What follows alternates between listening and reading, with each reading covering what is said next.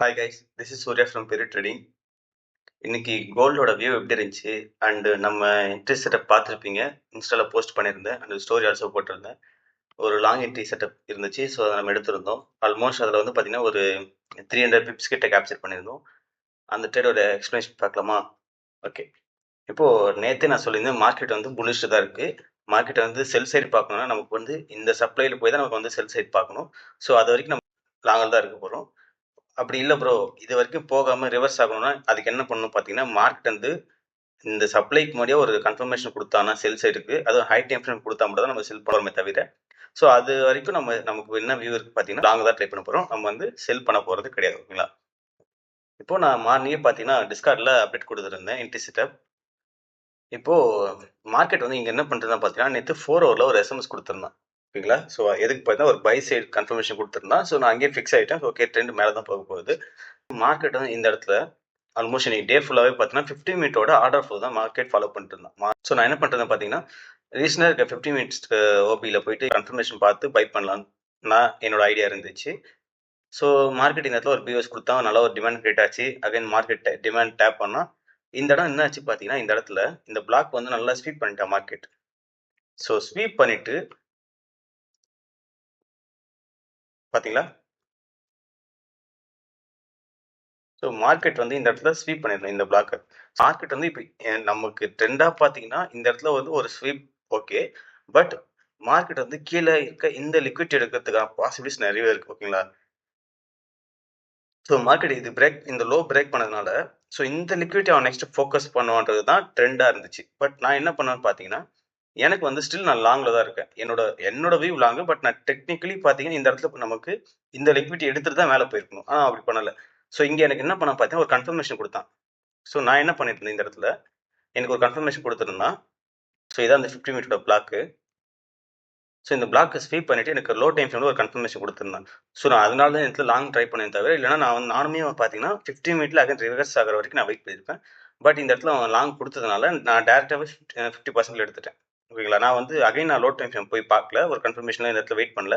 எனக்கு இந்த இடத்துல லிக்விடிட்டி ஸ்வீப் பண்ணி எனக்கு கன்ஃபர்மேஷன் கொடுத்த உடனே நான் அப்படியே 50% என்ட்ரி எடுத்துட்டேன். ஸோ ஆல்மோஸ்ட் இந்த இடத்துல பார்த்தீங்களா, ஸோ ஆல்மோஸ்ட் ஒரு 5-6 பாயிண்ட் எஸ்எல் வச்சுட்டு ஸோ ஃபுல்லாக இந்த ஹை வரைக்கும் என்னோட ஃபுல் டார்கெட்டாக இருந்துச்சு. ஸோ இந்த என்ட்ரி செட்டப் பார்த்தீங்கன்னா நான் முன்னாடி ஸ்டூடெண்ட்ஸ்க்கும் டிஸ்கார்டில் அப்டேட் பண்ணியிருந்தேன். ஸோ எத்தனை பேர் இந்த ட்ரேட் எடுத்தாங்கன்னு தெரியல. பார்த்தீங்களா?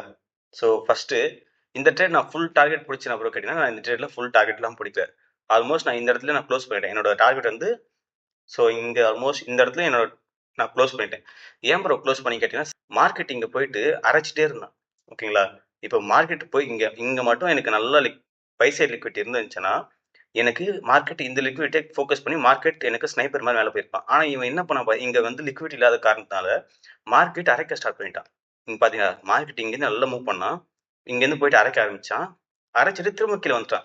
ஸோ இந்த மாதிரி இருக்க பட்சத்தில் நமக்கு என்ன ஆகும் பார்த்தீங்கன்னா, சைக்காலஜி ரொம்பவே அஃபெக்ட் ஆகும். ஏன்னா இங்கேருந்து 20 பாயிண்ட்ஸ் கேப்சர் பண்ணியிருந்தா, இப்போ மார்க்கெட் கீழே வந்தோடனே அகைன் பார்த்தீங்கன்னா ஒரு 5 பாயிண்ட்ஸ் கிட்ட வந்திருப்பான். இங்கேருந்து இது பார்த்தீங்கன்னா ஒரு 5 பாயிண்ட்ஸ். ஸோ இது என்ன ஆகும் பார்த்தீங்கன்னா, நமக்கு மென்டலி வந்து பார்த்தீங்கன்னா ரொம்ப ப்ரெஷராக இருக்கும். ஸோ இதெல்லாம் வந்து சைக்காலஜியில் ரொம்ப ரொம்ப அஃபெக்ட் ஆகும். ஸோ அதனால் நான் என்ன பண்ணிட்டேன் பார்த்தீங்கன்னா 1:2லேயே நான் க்ளோஸ் பண்ணிட்டேன். ஆல்மோஸ்ட் நீங்கள் என்ட்ரி எடுத்துட்டு ஆல்மோஸ்ட் ஒரு 10 பாயிண்ட்ஸ் சம்திங். ஸோ இந்த இடத்துல ஆல்மோஸ்ட் இந்த இடத்துல நான் க்ளோஸ் பண்ணிட்டேன். ஓகேங்களா?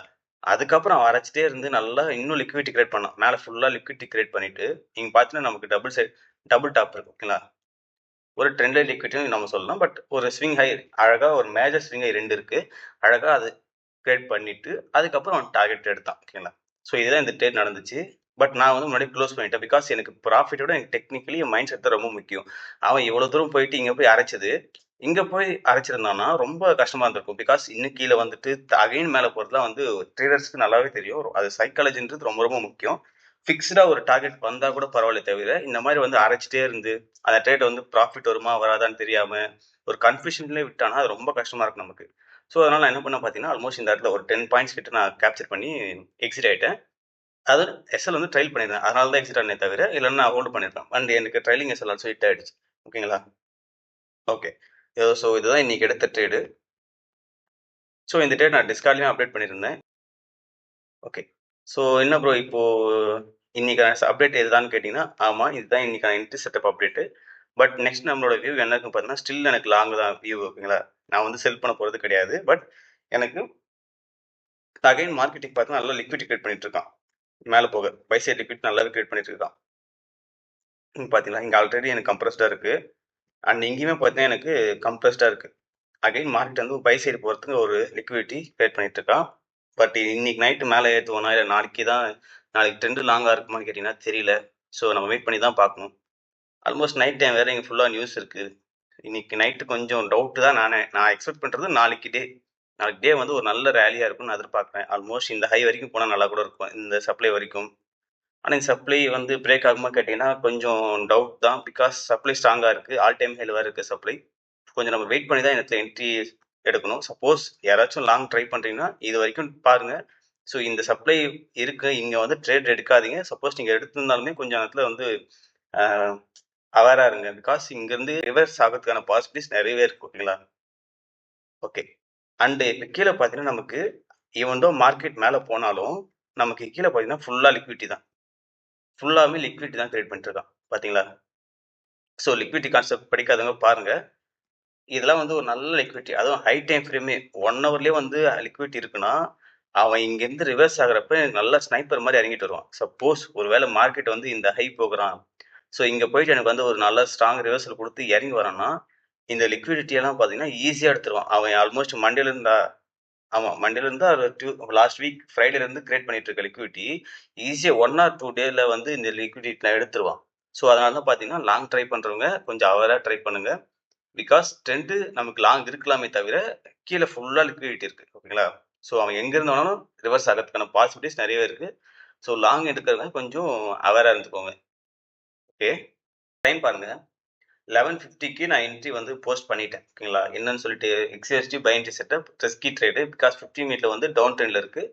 அண்ட் நான் வந்து ஹை டைம் ஃப்ரேம் பார்த்தா ஸ்டில் நான் லாங்ல தான் இருக்கேன். ஓகேங்களா? ஸோ இதுதான் நான் என்ட்ரி செட்டப் முன்னாடியே அப்டேட் பண்ணிட்டு டிஸ்கார்ட்ல. ஸோ அதுக்கப்புறம் இந்த இடத்துல நான் எக்ஸிட் ஆனதும் போட்டாச்சு. ஸோ இந்த பாயிண்ட்ல வந்து நான் எஸ்எல் ட்ரையல் பண்ணிக்கிறேன்ற மாதிரி சம்திங் போட்டிருந்தேன். அந்த ஃபுல் டிபி ஹிட் ஆயிடுச்சு இங்க பார்த்தீங்களா? அரௌண்ட் ஒரு 1க்கு ஃபுல் டிபி ஹிட் பண்ணிட்டேன். ஆல்மோஸ்ட் 1 ஹவர் இந்த ட்ரேட் அரைச்சிருக்கான் பாருங்க. 11:50லேருந்து ஆல்மோஸ்ட் ஒரு 1 ஹவர் கிட்ட இந்த ட்ரேடு அரைச்சிட்டே இருந்திருக்கான். But end of the day target போயிட்டான். அண்ட் செகண்ட் என்ட்ரி செட்டப் ஒன்று இருந்துச்சு. ஓகேங்களா? இப்போ நிறைய பேருக்கு வந்து டவுட்டா இருக்கும். இது என்ன ப்ரோ ரேஞ்ச் இது? சொல்லுங்க. ஒன்றும் இல்லை. நான் வந்து எக்ஸ்னஸோட வெப்சைட் யூஸ் பண்றேன். எக்ஸ்னஸோட சார்ட் யூஸ் பண்றதுனால ஸோ அவனே டிஃபால்ட்டா நியூஸ் டைம் தான் கொடுத்துருவான். எந்தெந்த இடத்துல நியூஸ் இருக்கு, எந்த டைம்ல இருக்கு. ஸோ இது பார்த்தீங்கன்னா ஆல்மோஸ்ட் 2 சம்திங் அரௌண்ட் 2 ஆர் 2:30க்குள்ள இந்த ரெட் கலர் ஜோன் என்னன்னு பார்த்தீங்கன்னா ஹெச்எம்ஆர் ரீஜன் சொல்லுவாங்க. அதாவது ஹை மார்ஜின் ரிக்வயர்மெண்ட் ரீஜன் சொல்லுவாங்க.